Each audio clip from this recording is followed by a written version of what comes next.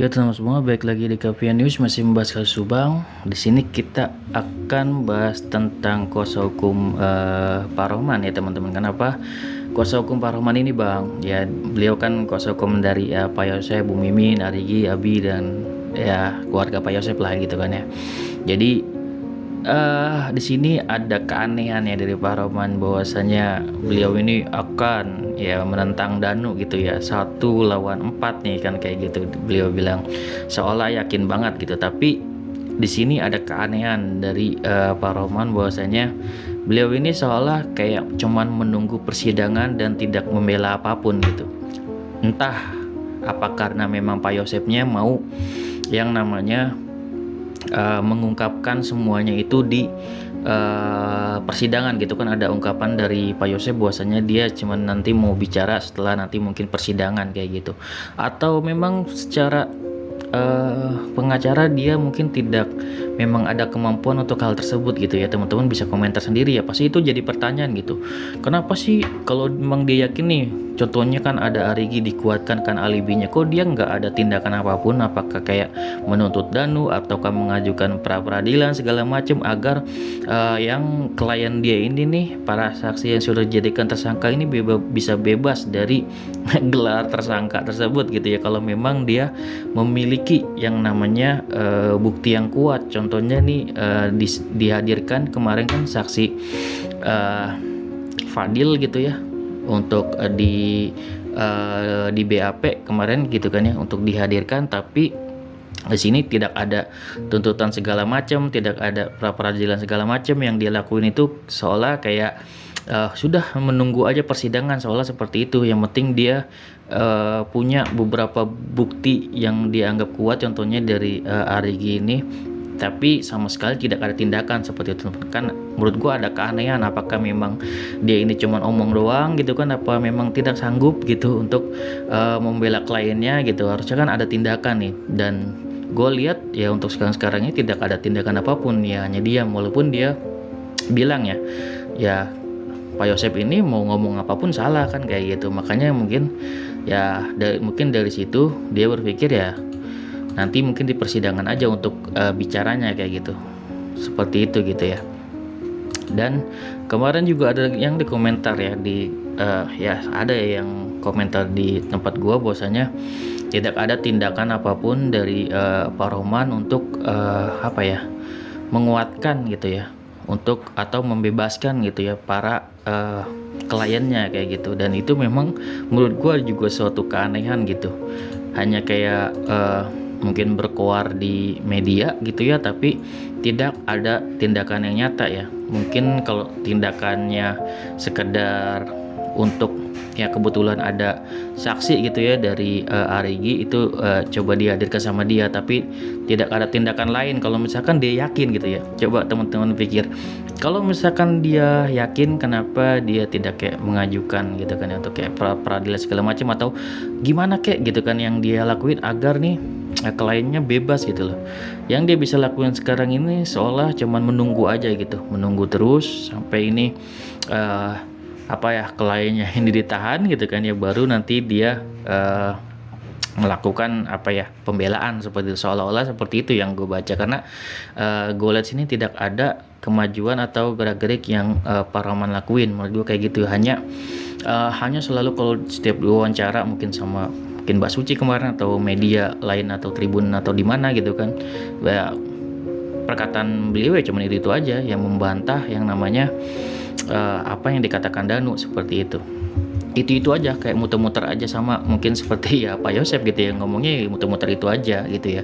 Tapi sini gue juga tetap ya, menurut gue berada di kebenaran ya teman-teman. Siapapun yang benar nanti, Pak Yosef benar ya gue terima gitu. Kalau misalkan memang Pak Yosef benar dan memiliki bukti-bukti yang ada, dan keluarganya semuanya kayak gitu, termasuk Bu Mimin. Tapi kalau misalkan memang Pak Yosef salah ya udah salah gitu ya. Jadi gue tuh nggak ada beban apapun. Kalau misalnya Danu salah ya Danu salah, kalau misalnya Pak Dedi salah ya udah harus ditindak gitu aja. Jadi di sini kan yang kita bela itu kan kebenaran untuk korban. Jadi banyak teman-teman yang sangat apa ya, gue lihat di komentar dan segala macam sangat antusias membela salah satu saksi atau salah satu tersangka gitu ya. Menurut gue pribadi ya, dari dulu gue selalu berprinsipnya bahwasanya setiap saksi itu berpotensi menjadi tersangka, dan yang kita pegang ini adalah keadilan untuk kedua korban gitu. Kalau misalkan memang kita membela keadilan untuk kedua korban, ya siapapun nanti yang benar-benar salah atau pelakunya, yaitu ya harus dihukum gitu. Dan kita tidak bisa tidak bisa yang namanya egois mempertahankan opini kita sendiri seperti itu. Dan makanya di situ gue sangat menghargai opini-opini dari teman-teman semua, bahwasanya setiap setiap kemungkinan itu bisa terjadi, dan hal kemungkinan itu terjadi nanti di persidangan ya, bahwasanya nanti diungkap semua, dihadirkan semua gitu. Sekarang ini kan posisinya kayak prarekonstruksi aja gitu kan ya, itu kan memang baru satu pihak, baru di Danu doang, dan memang tidak akan mungkin lengkap kecuali semua saksinya itu berkumpul untuk ya rekonstruksi, itu baru lengkap, karena pasti banyak banget ada beberapa perubahan kayak gitu. Banyak yang bilang juga isunya bahwasanya yang dibilang Danu itu benar. Kalau Pak Yosef kan dibilang gitu, mungkin benar gitu ya apa yang dibilang Danu tentang prarekonstruksinya, tapi pelakunya mungkin digantikan, harusnya mungkin bukan Pak Yosef, mungkin siapa gitu kan ya. Kalau misalkan ada pernyataan seperti itu, ya orang yang bilang begitu berarti kan tahu mungkin gitu kan siapa yang harusnya di posisi tersebut yang Danu bilang. Kalau misalkan ada ungkapan yang Danu bilang itu benar di prarekonstruksi tapi orang-orangnya berbeda kan kayak gitu. Wow gitu kan ya, itu pernyataan yang luar biasa gitu ya. Memang ada keanehan dari dulu Pak Yosef ya, kayak dibilang keterlibatan yayasan tidak ada keterlibatan, tapi tahunya memang ada keterlibatan kan kayak gitu ya. Seolah-olah Pak Yosef ini kayak menyimpan suatu rahasia bahwasanya ada loh orang lain yang terlibat dalam kasus ini, kayak seperti itu. Hal besar itu ya mungkin akan terungkap nanti di persidangan. Kalau misalkan dia tidak bisa yang namanya mengungkapkan atau membela diri dia sendiri akan ya bukti-bukti gitu ya yang sudah dituduhkan ke dia, ya otomatis ya dia akan terkena hukumannya. Tapi kalau misalkan Pak Yosef ini bisa untuk membela dirinya segala macam dan bisa memberikan bukti yang kuat gitu ya, ya otomatis dia akan terbebas kayak gitu teman-teman. Dan di sini ya tentunya yang akan titik beratkan ya ke Danu ya teman-teman. Kalau misalkan memang di sini Danu berbohong gitu ya, ya tentunya di sini Danu akan dihukum sangat berat ya teman-teman. Jika memang ada isu gitu kan bahwasanya Danu ini melindungi orang lain kayak gitu dalam kasus ini seperti itu, ya bakal dihukum berat ya teman-teman kalau Danu sampai berbohong lagi seperti itu. Dan banyak dari teman-teman semua yang yakin bahwasanya Danu itu tidak berbohong kayak gitu ya.